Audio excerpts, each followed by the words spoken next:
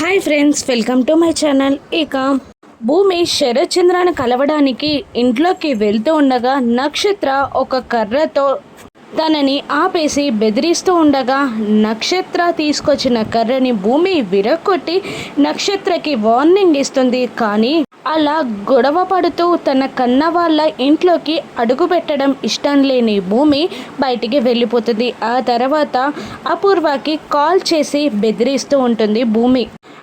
నువ్వు నక్షత్ర ఇద్దరూ కలిసి వచ్చి నన్ను ఇంట్లోకి తీసుకెళ్ళాలి అని భూమి ఫోన్లో అపూర్వని బెదిరిస్తూ ఉండగా అపూర్వ మాత్రం ఇక కన్నది చాలు, అది జరిగే పని కాదు అని భూమి చెప్పే మాటలు వినకుండా కాల్ కట్ చేసేస్తుంది అపూర్వ.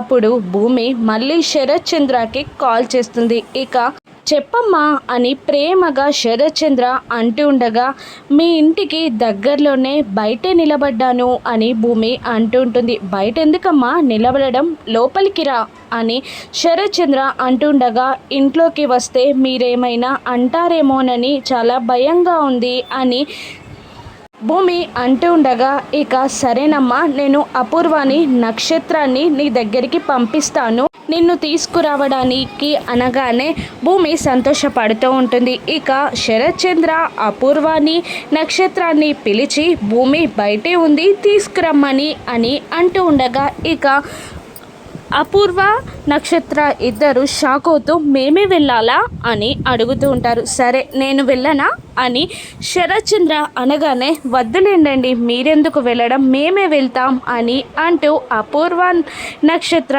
ఇద్దరూ కలిసి భూమిని గౌరవంగా ఇంట్లోకి తీసుకొచ్చి గుమ్మం ముందే కాళ్ళకి పసుపు రాసి బొట్టు పెట్టి లోపలికి తీసుకొస్తారు. ఇక భూమి అంటూ శరత్ చంద్ర కూడా కిందికి దిగిరాగానే కన్న తండ్రిని చూడడం ఫస్ట్ టైం అవడంతో నాన్న అని అంటూ భూమి వెళ్ళి శరత్ చంద్ర గుండెలపై వాలిపోతుంది. అప్పుడు శరత్ చంద్ర కూడా భూమి తలని నెమ్మదిగా నిమురుతూ ఉంటాడు. ఆ దృశ్యాన్ని చూసి అపూర్వ నక్షత్ర ఇద్దరు షాక్ అవుతూ ఉంటారు. ఇక భూమి నువ్వే నా కన్న తండ్రివి అని శరత్ చంద్రకి చెప్పేస్తుందా. శరత్ చంద్ర దాన్ని ఎలా రిసీవ్ చేసుకుంటాడో రాను ఎపిసోడ్స్లో చూద్దాం. Thank you for watching.